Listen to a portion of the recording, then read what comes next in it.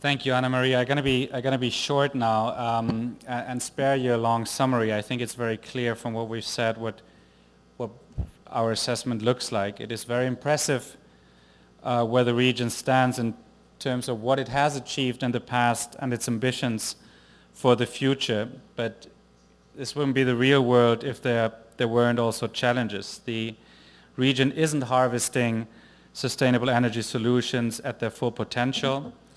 And it would be great if it did so for many reasons that we're presenting in the report: socioeconomic reasons, environmental reasons, energy security reasons, and there are certainly others. In moving forward, we have identified two high impact areas in the electricity sector that we hope to start working on later in the year. These are clearly not the only areas that do need work.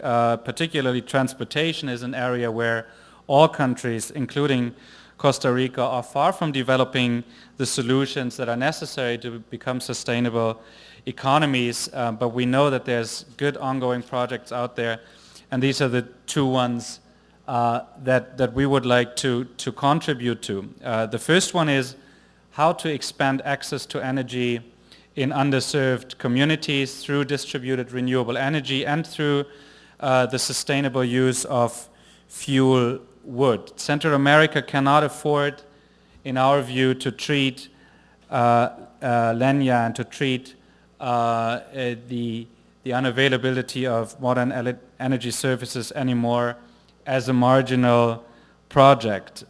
There's two indicators of poverty. One is the low level of electrification in certain regions of Central America, and the other one is the use of traditional biomass.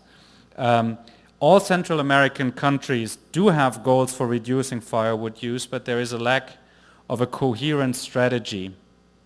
And each country does know what it needs. The technologies are available, from fuel-efficient cook stoves and liquefied petroleum to more sustainable use of biomass, but there is a lack of coordinated action in this area. The second area is small and large scale grid and grid-connected electricity and also off-grid and mini-grid and microgrid as renewable technologies to reverse the growth in fossil fuel generated electricity and meet the future demands through renewables and energy efficiency measures and smart grid solutions rather than through increases in very costly fossil fuels.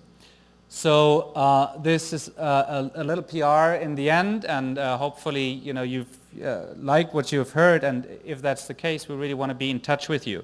So here's, you find more information on this project on our website, the Worldwatch website that you find there. We have a blog that is called Revolt, where we're regularly updating on insights on the project, where we're presenting our launches, where a video that has been filmed here today will be found. And we have a YouTube channel where we have interviewed Hugo and many other experts throughout the region, and you can find those interviews and what they had to say about the issues we're dealing with on YouTube. Finally, and that's really the very final point I'm making, we're currently looking for reviewers of the draft of our report. So if you are a country representative or the promoter of a certain technology, if you're an academic expert working on the issues that we are working on, or a project developer or an investor, and it is important to you that we have the latest information on your country or your technology at hand, or if you want to make sure that our analysis really hits the right spots and identifies the problems that you're dealing with every day, and if you want to make sure that we're coming through the right recommendations throughout this 1.5 year project, we have really built on your expertise, and I want to really very much thank you for that. And if you haven't talked to us before and you think you have an important message to share, then please see us. You see to the very left here, if you wonder who this gentleman is that hasn't spoken yet, you see really the real driving power behind this project, Adam Dolezal. Please see him over cocktails, or Anna Maria or myself. And outside we have a wonderful colleague, Cynthia Alfaro, sitting, who is a fellow in this project, working here from Costa Rica, and she collects business cards and your names if you want to be in touch with us and if you want to volunteer as a reviewer of this report. Thank you very much again to EEP for inviting us, and to CDKN for the joint support in this project, and thank you for staying here so long with us.